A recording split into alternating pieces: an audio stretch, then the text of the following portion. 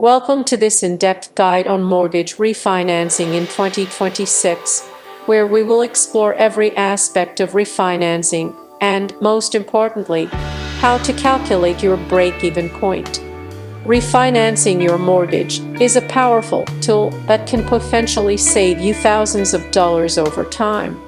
Whether you are looking to lower your monthly payment, secure a lower interest rate, or change the terms of your loan, refinancing can offer a fresh financial start. However, it's not a decision to be taken lightly.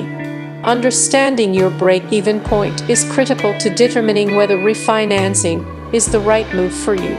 In this guide, we will break down all the essential factors, including APR, points, fees, and how to perform the necessary calculations to find your break-even point.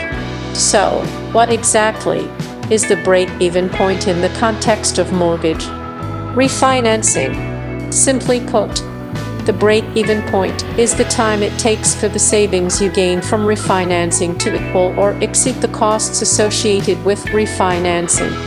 When you refinance, you're essentially taking out a new loan to pay off your old one, and that new loan comes with its own set of costs. The break-even point marks the time it will take for your monthly savings from the lower interest rate, for example, to offset the upfront costs involved in refinancing, including application fees, points, closing costs, and other associated charges. Let's start by understanding some of the key components that play a role in calculating your break-even point. 1. Annual percentage rate APR.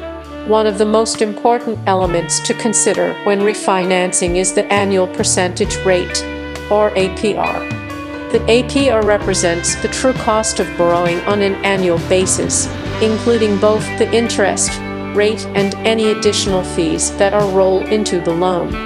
Unlike the interest rate, which only reflects the cost of borrowing the principal amount, the APR provides a more complete picture of the total cost of your loan, including loan origination fees, closing costs, and other charges that may apply.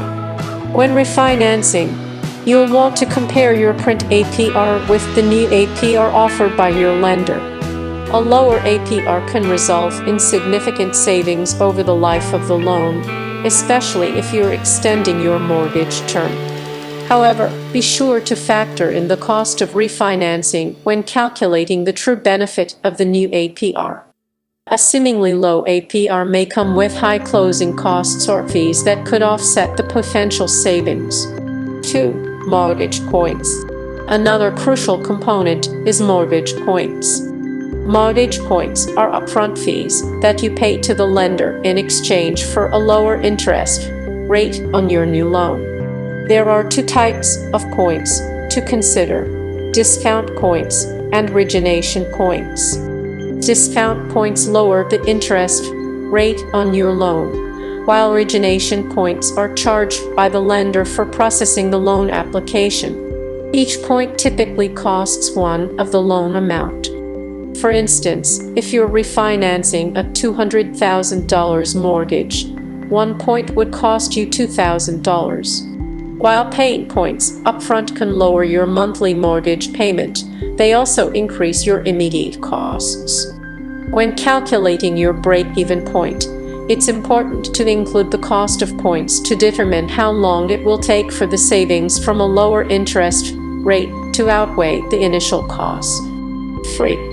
Refinancing fees and closing costs. When refinancing your mortgage, there are a variety of fees to consider. These include application fees, appraisal fees, title insurance, inspection fees, and attorney fees. Closing costs can also include a variety of charges related to processing and finalizing the loan, such as processing fees, underwriting fees, and fees for title searches. In some cases, your lender may offer to pay some of these fees, but more often than not, they will be your responsibility. These fees can add up quickly, so it's important to get an estimate from your lender of all the costs. involved in the refinancing process. Understanding these costs will allow you to accurately calculate the break-even point, as it will give you the total amount you're paying to refinance. 4. Calculating monthly savings. Once you have a clear understanding of the APR, points, and fees associated with refinancing, the next step is to calculate your monthly savings.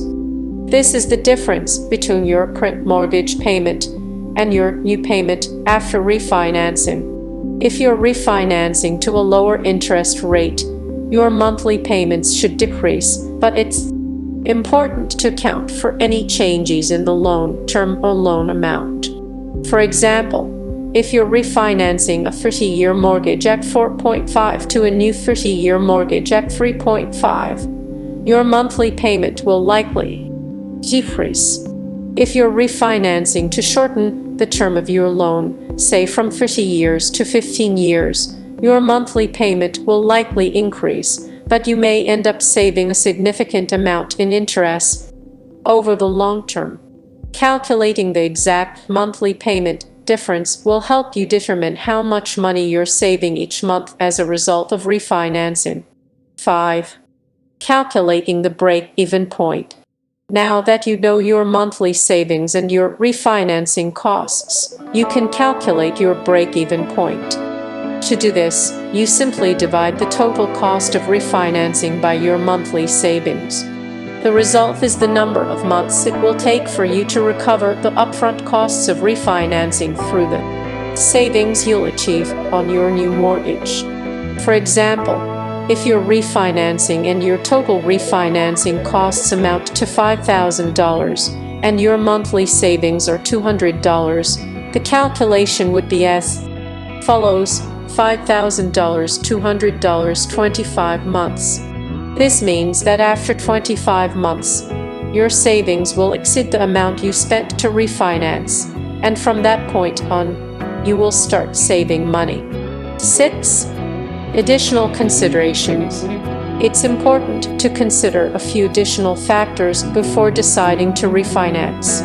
First, ask yourself how long you plan to stay in your home. If you plan to sell your house in the next few years, refinancing may not be worth it, as you may not stay long enough to reach the break-even point. On the other hand, if you plan to stay in your home for a long time, refinancing could provide significant long-term savings. Second, take into account the current interest rate environment. Interest rates can fluctuate, and depending on whether they are expected to rise or fall in the future, it may be a good time to refinance, or you may want to wait for a more favorable market. Lastly, consider your overall financial situation. Refinancing may extend your loan term, which could reduce your monthly payment, but result in paying more interest over the life of the loan. Alternatively, you could refinance to a shorter loan term, which could raise your monthly payment, but help you pay off your mortgage sooner and save on interest. 7. Conclusion. In conclusion, refinancing your mortgage is a powerful financial tool, but it's not a decision to make lightly. Understanding the APR, points, fees, and how to calculate your break-even point is essential in determining whether refinancing is right for you. By carefully considering all of these factors, you can make an informed decision that aligns with your long-term financial goals. Remember, refinancing may offer immediate savings, but it's important to calculate the true costs and ensure you'll stay in your home long enough to recoup those costs.